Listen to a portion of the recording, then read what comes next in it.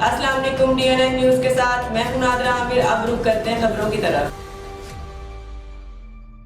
خبر شامل کرتے ہیں ساہیوال سے۔ ہمارے ڈویژن بیورو چیف محمد راؤ کی رپورٹ کے مطابق محکمہ Punjab police Sahiwal region police میں جاری ڈیولپمنٹ پروجیکٹس کی تفصیل کے حوالے سے RPO ساہیوال محبوب رشید کی زیر صدارت ریجنل پولیس آفس میں میٹنگ کا انعقاد۔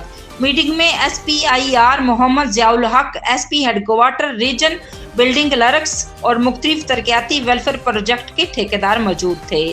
اس موقع پر RPO نے زیر تعمیر تھانہ جات کی بلڈنگز کی پروگریس رپورٹ چیک کی۔ کام میں سستی کی بنا پر انہوں نے بلڈنگ کلرکس اور ٹھیکیداروں کو دیے گئے تمام ٹائم فریم میں کام کو مکمل کرنے کی سختی سے ہدایت دی۔